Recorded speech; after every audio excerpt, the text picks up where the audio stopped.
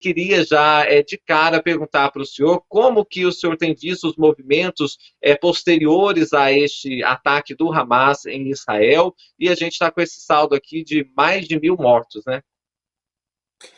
Bom dia, prazer em revê-lo, prazer em debater aí com o seu convidado. Realmente o desenrolar vai ser terrível. A gente já amealha mais de 1.000 mortos, agora principalmente do lado israelense, já que os ataques organizados, os ataques terroristas organizados pelo Hamas, eles foram de enormes proporções, o que gerou uma grande quantidade de israelenses mortos, né? Foi mencionado, inclusive, só num episódio, numa festividade, numa rave, foram 260 pessoas, um verdadeiro massacre. Só que agora vem a reação de Israel. Num primeiro momento, o exército e a polícia israelense reorganizaram realmente o país, tentando expulsar do território esses integrantes do Hamas, já que houve ingresso deles fisicamente, né, dentro do território israelense, mais um ponto de atenção. E agora o exército de Israel tenta se organizar para ingressar em Gaza, na faixa de Gaza, de uma forma muito extensa, inclusive com tropas em terra, para o quê? Para desmobilizar, desmontar, tentar desmontar todo o aparato que o Hamas organizou para atacar Israel. E aí a quantidade de mortos, infelizmente, também vai ser muito, muito numerosa. Esse conflito, essa guerra, vai gerar uma grande quantidade de baixas, uma grande quantidade de mortes, ou seja, uma grande tragédia humanitária. Eu aqui empolgado para saber a percepção do senhor nessas primeiras horas deste conflito, né? Porque começou no sábado, mas como ele está escalando, ainda está tudo muito no começo. Eu não apresentei João Bosco Rabelo, que está aqui conosco também, e queria abrir a palavra, Bosco, para você também conversar aqui com o professor. Bom dia, professor. Prazer tê-lo aqui. Não, aqui eu sou mais curioso, estou aqui mais para perguntar, né? No início dessa cena de guerra aí, havia muitas dúvidas sobre essa incursão terrestre de Israel na faixa de Gaza. Quem achava isso mais improvável considerava alguns pontos disso. Primeiro, essa postura dos Estados Unidos de recomendar menos vingança e mais rearticulação mundial em torno disso. E segundo, porque é uma acessibilidade muito grande. Israel parece ser uma força militar muito avessa a perdas, quer dizer, sempre opera com a perspectiva de a menor perda humana possível nas suas fileiras, porque a acessibilidade da sociedade israelense é muito grande, cobra muito do governo isso. Mas, no entanto, a gente vê que parece que eles vão mesmo. E nesse contexto eu lhe pergunto, para essa incursão terrestre que eles estabeleceram 48 horas para isso, essas 40 horas indicam que eles precisam de ajuda para fazer essa incursão terrestre, ou seja, de ajuda externa dos Estados Unidos, de equipamento, de munição, ou eles estão prontos para isso? Não, eles estão prontos. O Exército, as Forças Armadas, né? A gente fala Exército, mas tem aí Marinha Aeronáutica israelense, é muito organizada, é uma das mais poderosas do mundo. Eles estão efetivamente se organizando para quê? Para que eles consigam, de forma eficaz e de forma produtiva, ingressar dentro de Gaza e efetivamente buscar os principais líderes do Hamas e desmobilizar o aparelho que eles montaram, o aparelho terrorista. Então isso não é simples, né? Não é simplesmente ingressar no território, isso eles fariam em minutos, e começar a atirar ou começar a atacar tropas que ali existem. Então não é assim. Como você não tem do outro lado um exército organizado, tá? Fazendo aqui um paralelo só para deixar clara a minha explicação. Quando você tem, por exemplo, Ucrânia e Rússia combatendo, são tropas contra tropas. Neste caso não é. Tropa tem do lado israelense. Do outro lado, você tem um grupo de guerrilheiros, de terroristas, que vão se esconder pelas cidades, tá? E vão atacar de forma usando técnicas de guerrilha. Então não é enfrentamento diretamente de tropas. Então não dá para fazer uma incursão, o ingresso, sem você planejar esse tipo de cenário. Agora, num futuro, né, num segundo momento, pode ser que Israel necessite de apoio americano, tanto em relação a armamentos, quanto principalmente munição, já que você tem um preparo para um combate que ocorra de primeiro momento. Uma guerra que se estenda, um conflito que se prolongue, necessariamente você vai ter que sustentar isso com apoio internacional. Os Estados Unidos, inclusive, já enviaram porta-aviões para a área, que devem estar chegando por lá, com equipamentos militares, para apoiar Israel nesse cenário. Né? Mas, neste primeiro momento, Israel tem total condição, conhece muito bem aquela região, mapeia, acompanha, e as suas tropas estão preparadas para esse tipo de conflito. Então, a análise, o mapeamento é mais para que eles possam ter os resultados esperados numa invasão desse tipo. Ô, professor, nossa audiência aqui está se sentindo muito prestigiada com a sua presença, porque o senhor está trazendo pontos importantes para a análise, e o André Ribeiro ele traz um ponto aqui que eu queria perguntar para o senhor. Ele fala assim, mas afinal, qual é a definição de um ataque terrorista? Bom, todo tipo de ataque, né, todo tipo de ato praticado com violência, né, para defender uma causa, defender uma tese. Às vezes essa causa até é legítima, não estou dizendo que os palestinos não têm o seu direito, nada disso. Mas todo tipo de ataque que é violento, que tem como objetivo gerar danos, causar mortes, todo esse tipo de atitude, tá, se configura em atentado terrorista, né, porque você tem aí meios que não são legítimos para levar qualquer discussão adiante. E aí você tem táticas, né? Eles usaram as clássicas. Quais são? Causar o maior número de danos possível, chamar a atenção internacional. Você veja, o mundo todo parou nesses dias para acompanhar efetivamente essa situação, também fazem parte. Então você tem uma parte até de propaganda, de marketing, envolvidos em ataques terroristas, né? Então tem que ser algo de grande repercussão e sempre violento. Então, o terrorismo ele é condenado internacionalmente, inclusive pela legislação brasileira, justamente por isso. É algo ilegítimo, é algo ilegal, violento e com propósito de tentar defender uma causa, mesmo que ela seja correta, com meios que não são corretos, com meios que não são certos. Então, aí a gente vê o clássico, né? Você teve ataque organizado contra civis, com uma grande quantidade de mortos, chamando a atenção do mundo inteiro para essa causa e tentando mostrar que o Hamas é um grupo forte que pode liderar os palestinos nessa disputa. É um pouco disso que é o terrorismo. João Bosco Rabelo. Professor, eu tenho aqui várias questões aqui para... Vamos ver se eu consigo fazer aqui assim. A primeira é a seguinte: essa coisa explode, quer dizer, esse ataque do Hamas ocorre no momento em que os Estados Unidos estavam fazendo uma articulação ali junto à Arábia Saudita. E o que a gente apareceu nesse fim de semana, a posição da Arábia Saudita em relação a esse ataque do Hamas foi muito semelhante à do Irã, praticamente iguais. Tentando justificar o ataque do Hamas, falando que é uma reação a diversas provocações de Israel, etc. Né? Então, em que medida isso pode frear, de alguma maneira,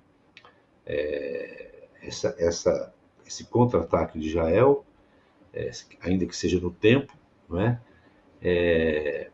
E até onde Israel pode pretender levar, de repente, isso para o campo de, bom, eu vou aproveitar agora e impor minha supremacia na região de uma vez por todas e acabou. Como é que o senhor vê tudo isso? Impor a supremacia é muito complexo. Tá? Já houve tentativa desse gênero. Inclusive, alguns governos israelenses defenderam isso. Então, a gente lembrar aqui um pouco como que surgiu, né, Israel. Em 1947, ou seja, no final da Segunda Guerra Mundial, houve a ideia de criar um Estado judeu, já que não só é uma religião, mas representa um povo, você tem origens étnicas, né? Então Israel, na verdade, seria a pátria do povo judeu.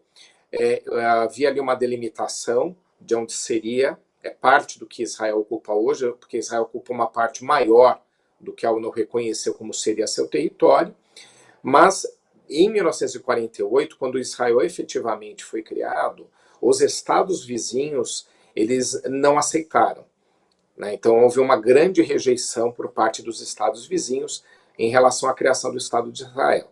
E os palestinos, que eram a população que majoritariamente vivia ali na região, não aceitou compartilhar áreas, ou dividir áreas, melhor dizendo, né? Então isso é o problema originário de tudo que a gente tem aqui.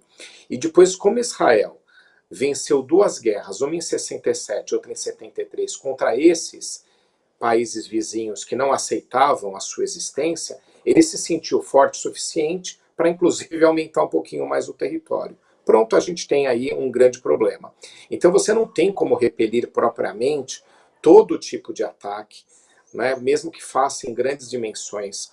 Né, você tem uma insatisfação por parte dos palestinos que vivem em territórios que são ocupados também por Israel. Então, ali não há outra saída. Não é que eu queira só defender o pacifismo por princípio, né? A gente tem que sempre defender que a solução pacífica é a correta. Mas não há como resolver aquilo sem negociar, sem estabelecer que parte, que região cada um vai viver e cada um ceder um pouco. Não há outro. Não há como um grupo se impor. Não há como Israel impor de tal forma a sua força na região, aproveitando agora esse cenário e atacando por completo o Hamas, até porque o restante da população palestina vai alimentar a sua insatisfação ainda mais. Tá? Então, agora, para que serve uma reação israelense? Serve para tentar desmontar os principais grupos terroristas, serve para tentar levar à prisão os líderes que tomaram decisão pelos atos terroristas, serve para tentar estabelecer uma organização ali e se proteger. Agora, para resolver o problema não serve. Não serve, não há como se resolver por imposição, até porque, repito, já tentaram isso. Há anos, né, Israel tenta cada vez se armando mais, né, cada vez atacando mais os seus inimigos na região, tenta, através da força, se estabelecer. Mas não vai ser dessa forma que eles vão resolver. Porque quando a gente fala de direito internacional, de guerra, você tem duas formas de resolver um problema, bem básico mesmo, até simples de entender. Ou é pacificamente, ou é negociadamente, aí tem uma lista de formas, né, que a gente pode fazer isso, ou é uma parte impondo a sua vontade. Tem mais força, impôs e aquele o resultado. Neste caso, nenhum lado consegue impor a sua força, nem Israel, que é mais poderoso. Professor Manuel Furriela, tem uma notícia aqui, olha, de que o Hamas pode ter levado até 100 reféns para Gaza. E essa questão dos reféns é muito delicada também a Israel, né? Um refém que seja já mexe muito com a sociedade israelense. Então o número aqui é um número muito alto. E aí eu vou agregar uma outra notícia de que do Líbano, o Hezbollah fez um ataque também a Israel e que disse que foi em solidariedade ao Hamas. Queria perguntar, com essa questão de reféns e com esses outros agentes internacionais que estão se envolvendo neste conflito, há a possibilidade real disso se escalar ainda mais? Sem dúvida. Isso, primeiro, que aumenta o drama, né? Então, a quantidade de pessoas que vão ser vitimadas, infelizmente, vai aumentando com esses fatores que você mencionou. Então, outros grupos insurgentes, guerrilheiros, terroristas, né? Cada um dá o conceito que quiser, né, mas são grupos que operam de forma violenta e legalmente, seja lá que nome que queiram dar aí, né? Tem gente que não quer reconhecer terroristas como sendo terroristas, foi o que eles fizeram, né? Fica misturando a causa, né, que pode até ser nobre, eu não estou dizendo que não, estou dizendo em geral, pode ou não ser nobre, com a forma como fez. A forma como fez é ilegal. É isso que faz com que seja terrorista, não é a causa, é a forma. Como você tenta defender seus direitos, usando a violência, atacando, obviamente, é ilegal. Então você tem esse primeiro cenário, né, que a gente tem que pensar aqui. Então, você tem outros grupos insurgentes na região, o Hezbollah é o mais famoso, é muito forte também, ficar principalmente sediado ali no Líbano, que é país vizinho a Israel, como sendo um que pode também começar a organizar ataques em larga escala. Não acredito que seja da forma como foi o Hamas, porque foi realmente algo inédito, né? Então, você não vai ter muitos grupos mundo afora com condições, eu acho que nenhum, que tenha condição propriamente, né, de gerar um ataque dessas proporções novamente tão cedo, tá? Mas consegue também causar danos, consegue atacar. Então esse apoio vem e vem de alguns países. O Irã já declarou apoio ao Hamas, né? Então você tem alguns países que eles podem ter algum nível de envolvimento. Então, a partir daí, você pode ter um escalonamento, sim, do conflito, tá? Pode ser que Israel entenda em algum momento que para defender seus interesses tenha que atacar algum país, algum estado, e o Irã é sempre o principal objetivo ali, porque é o Irã que apoia esses grupos, né? Um estado que tem divergências com Israel. Os outros não vão entrar nisso, né? Muito provavelmente, talvez o Líbano, mas também não acho provável, não tem nem condições, capacidade disso, e tem outros que não querem se empenhar, né, nesse tipo de conflito. Veja aqui, até a Arábia Saudita, que era arqui-inimiga de Israel até pouco tempo atrás, já está estabelecendo um diálogo. Eles já estavam conversando para se alinhar, né? Então, muitos países entendem ali que eles precisam, de alguma forma, todos conviverem, que, no meu entendimento, é o melhor caminho, né? Não adianta, ninguém vai se sobrepor a ninguém ali. Não vão destruir Israel, fazer com que Israel continue existindo, nem Israel vai conseguir desmobilizar esses grupos terroristas, porque eles ficam espalhados, eles são difusos, eles representam pessoas que estão insatisfeitas com aquele tipo de convívio. Então, esse tipo de encaminhamento por força realmente não vai resolver também essa situação. Mas a gente tem, infelizmente, chance de um escalonamento, de ter outros países envolvidos e outras organizações ilegais ou terroristas. Muita gente participando aqui no chat, professor, isso muito devido à clareza e à forma didática que o senhor apresenta aqui os fatos, é muito importante. Eu vou trazer aqui algumas percepções da audiência e pedir para o senhor fazer um comentário em seguida. Luiz Ben Hassanal Machado da Silva fala, professor, considerando a situação desumana que vivem os palestinos, com prisões arbitrárias, assassinatos dioturnos, restrição de acesso à água, por que os palestinos não teriam direito à autodefesa? Eu já vou trazer aqui que a autodefesa é uma discussão, agora foi um ataque que foi feito pelo Hamas ao território israelense, também tem que separar isso, né? O Ronaldo Souza Paiva fala, por que ninguém diz que Israel estava cometendo vários crimes contra a humanidade na região, fortalecendo a adesão ao Hamas? Essa é a visão aqui do Ronaldo. E aí, para fechar e pedir para o senhor comentar, o André Ribeiro fala, quais os principais obstáculos à solução dos dois estados? Bom, o problema desse tipo de situação é que todo mundo tem razão. Né? Veja só, olha o que acontece, né? Os palestinos, eles não vivem no território que eles querem, são empobrecidos, eles não têm o seu próprio Estado. Então, veja só, tudo isso é verdade, né? Tanto é que, infelizmente, são essas insatisfações que alimentam, né, o conflito. Agora, a gente tem que deixar sempre muito claro, tá? Terrorismo ou práticas violentas. Veja só, essas pessoas que morreram no show, a gente pega qualquer um. A gente viu uma cena grotesca de uma moça sendo sequestrada, estava com uma criança no colo, enfim. Né? Nada disso se justifica. Né? Atos desse tipo, eles não podem ser aceitos, mesmo que as pessoas, as partes, tenham reivindicações e tenham razão. Não estou aqui nem avaliando quais direitos os palestinos têm que ter ou não, nem os israelenses. Não é meu ponto, não.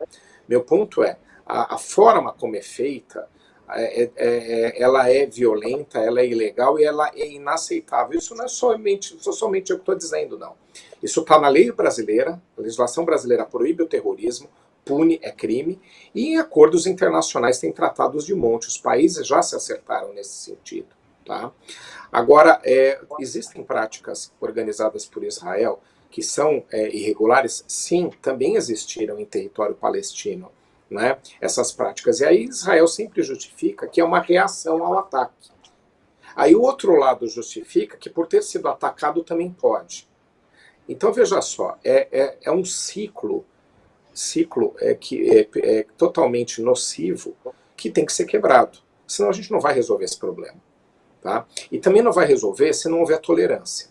As partes deixarem de lado coisas do passado, né, e entenderem que tem que se organizar. E não dá para a gente ainda organizar um Estado palestino a partir do momento que você tem tantas questões para resolver da própria existência daquele país. Então a gente pegar só no papel e colocar é muito simples. Agora e o dia a dia? E o funcionamento do Estado? Né? É complexo, tá certo? Não estou dizendo que eles têm todo o direito de ter o país deles. Eles têm todo o direito de ter o Estado deles.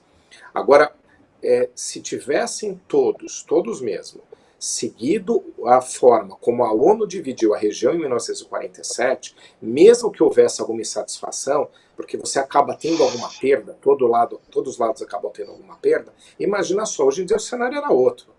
Hoje em dia você teria 2 estados estabelecidos em paz e funcionando que estariam discutindo, né, de uma forma pacífica as suas diferenças. Hoje em dia não.